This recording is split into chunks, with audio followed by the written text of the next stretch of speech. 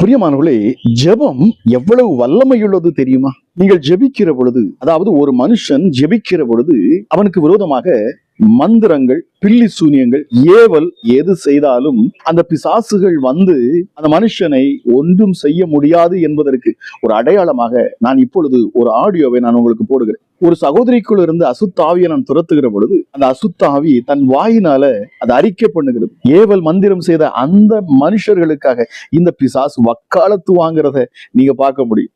அது புலம்புறதை நீங்க பார்க்க முடியும். ஜெபிக்கிறவளை என்னால் ஒன்னும் செய்ய முடியவில்லை என்று சொல்லி அது சொல்லும். இந்த சாட்சியை கொஞ்சம் கேளுங்க. ஜெபத்தின் வல்லமையை நீங்க புரிஞ்சு கொள்ளுவீங்க. இயேசுவின் நாமத்தில் பொல்லாத ஆவி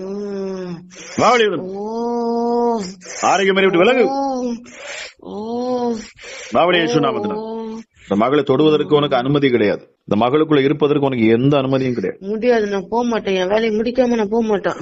உன் வேலையை முடிக்கிறதா என் வேலை. இயேசுவின் நாமத்துல நான் வேலையை முடிக்க இவ காலை அழுவி துண்டு பண்ணாத நான் போக மாட்டேன். துண்டு பண்ணி குப்பையில போடாத போக மாட்டேன். அவளை தொடுவதற்கு உனக்கு எந்த அனுமதியும் கிடையாது. எனக்கு எல்லா அனுமதியும் கொடுத்து அனுப்பி இருக்கிறாங்க.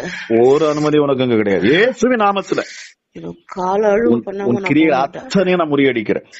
அவன் மாமியா 15,000 செலவு பண்ணி இருக்கிறா. திருப்பி திருப்பி அனுப்புறாங்களே, நான் என்ன பண்றது? என்ன போனாலும் திருப்பி திருப்பி அனுப்புறாங்களே, நான் என்ன பண்றது?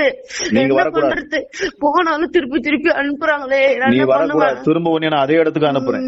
கோட்டர் கொடுத்து திருப்பி பலப்படுத்தி என்ன அனுப்புறாங்க, நான் என்ன பண்ணுவேன்? திருப்பி திருப்பி அனுப்புறாங்க. இதோட 5 முறை வந்துட்டேன் நானு.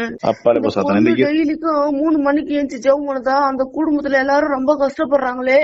ஜெபத்தை விட சொல்ல நான் போயிடுறேன். ஜெபத்துல ராஜ்யம் சேர்க்கிறேன். எல்லாரும் வச்சு 3:30 மணிக்கெல்லாம் உயிரை வாங்குற. பாட்டு பாடி கை தட்டி ஜபம் பண்ணி சோத்திர பலி பண்ணி என்ன ரத்தம் சிந்த வைக்கிறா.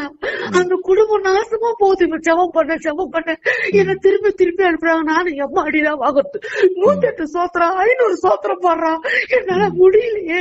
இன்னைக்கு பாரு 300 சோத்திர பலி படிக்கிறான். நேற்று 500, காலைல 500, நேற்று காலைல 500, நைட்டுக்கு 500 படிக்கிறேன். என்னால முடியல. என்ன எப்போ சாதி அடி வாங்குவேன்? அவளை ஜெபத்தை நிறுத்த சொல்லு. அந்த குடும்பம் நல்லா இருக்கும். நானும் போயிடுவா. எப்படியா சொல்றேன்? என்ன சொல்றேன்? ஜபம் ஜபம் சவரா ராட்சே சேர்க்கிறா. ஜபத்துல பிள்ளைங்களுக்கு ஜபத்தை கத்து கொடுக்குறா. ஆம்பியானிய மாத்திட்டா. என்ன இது அர்த்தம்? என்ன அந்த குடும்பம் நாசமா போறதா? ஏதோ தெரியாம பண்ணிட்டாங்க. அதுக்கு இவ ஜபம் பண்ணி ரிப்பீட் போனாக்கா அந்த குடும்பம் தாங்குமா? நிம்மதி இல்ல தள்ளிடாங்க. அப்ப 1 லட்சம் ஆனாலும் அவங்க தந்து அனுப்ப தயாராக்குறாங்க. இவளை ஜபத்தை விட சொல்லு, நான் விட்டுறேன். இந்த பிசாசின் நாவுகளை இனி நான் கட்டுகிறேன்.